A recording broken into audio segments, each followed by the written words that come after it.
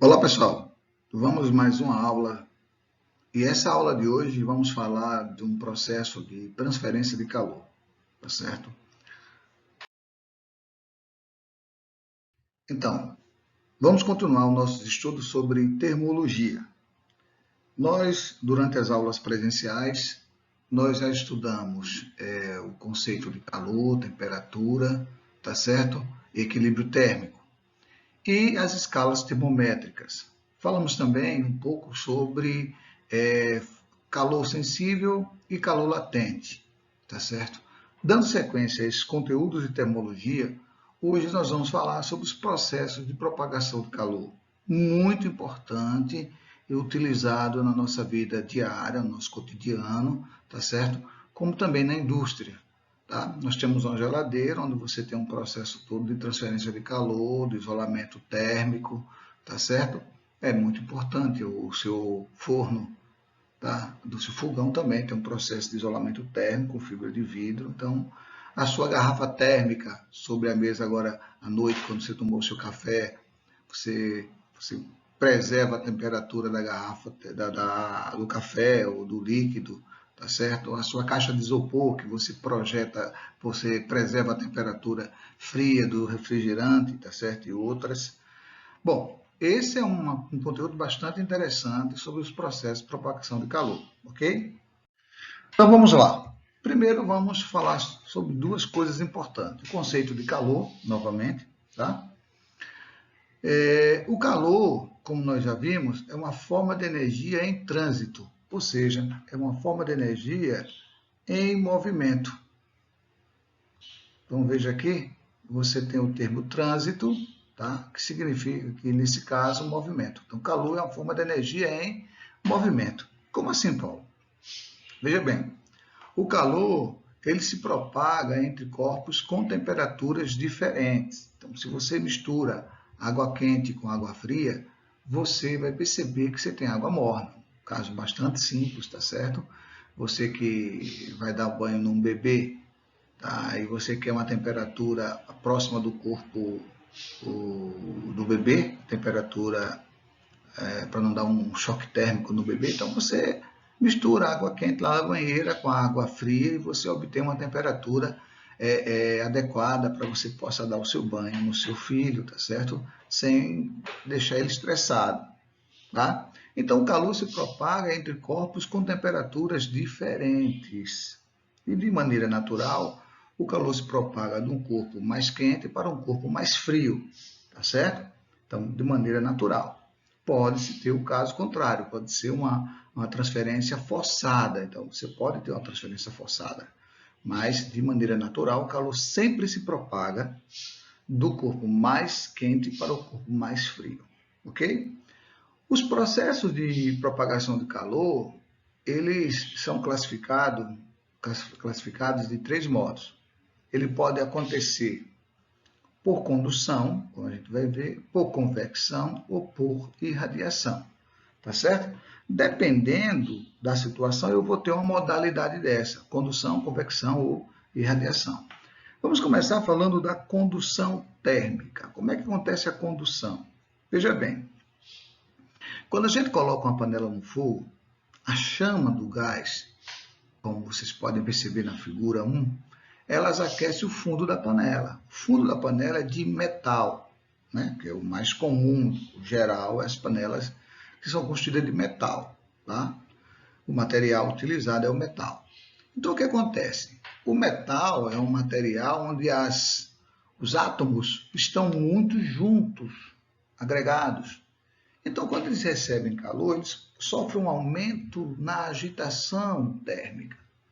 Então, quando um átomo bate no outro, o calor vai se propagando. Esse bate nesse, esse bate no outro, e o calor vai se propagando pelo choque entre as partículas, entre os átomos, entre as moléculas, tá certo? Então, no caso aqui, nós temos três pontos importantes na condução.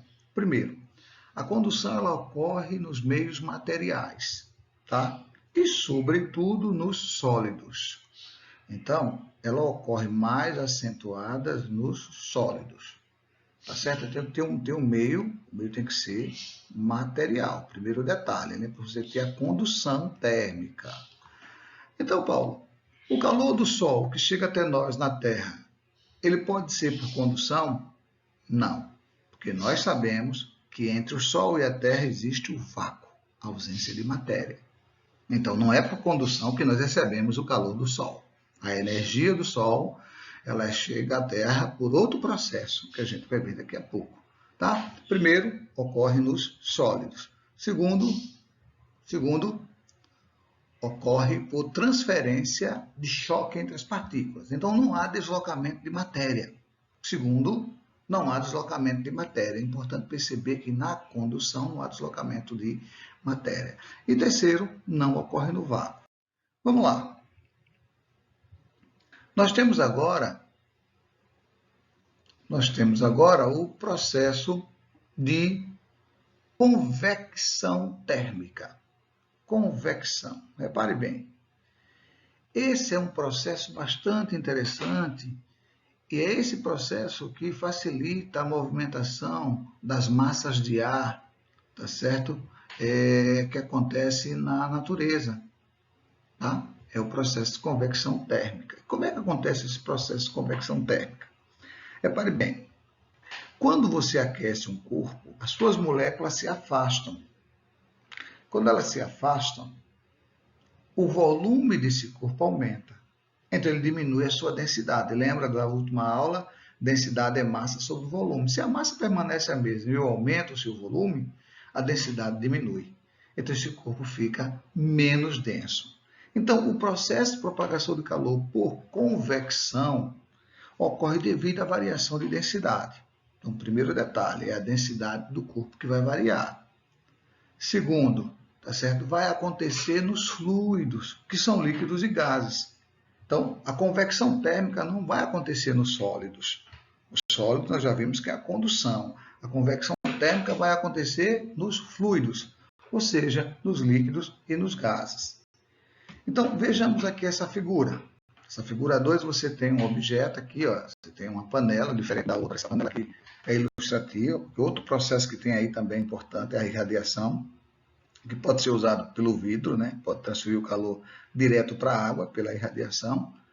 Mas aqui eu tenho aqui a água sendo aquecida e você vai perceber algumas bolhas que estão subindo, percebeu? Ó? Você tem umas bolhas subindo, certo? E você tem a água fria descendo. Então veja, esse movimento da massa, a água quente sobe, a água fria desce, esse é o processo chamado de convecção térmica. É o que acontece quando você usa um ar-condicionado, por isso que ele tem que ficar a uma altura elevada da parede, né? Acima de 1,5 m, tá certo? Muita gente coloca 2 metros, tá? Então é importante que você tenha um ar-condicionado numa posição elevada, tá certo? E é o que acontece na geladeira, né? Veja, aqui uma geladeira duplex, você tem aqui um sistema, né? Então o ar frio desce e o ar quente sobe. Então o movimento das massas de ar é o que provoca a transferência de calor. Então vamos colocar nossos 3 pontos. Primeiro ponto, ocorre nos fluidos, líquidos e gases. Segundo ponto, ocorre pela diferença de densidade. A densidade varia, então vai acontecer o processo de propagação por convecção.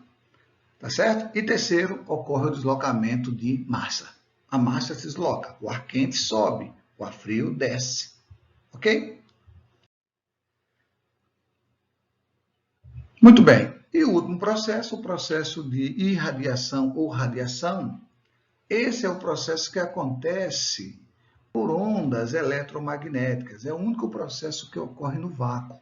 Então, veja bem, as ondas eletromagnéticas, como a gente já estudou, tá certo? Elas podem se propagar nos meios, tá certo? Que tem um vácuo, por exemplo. Né? Não necessita de meio material. Você lembra disso? Então, a onda eletromagnética ela se propaga no vácuo.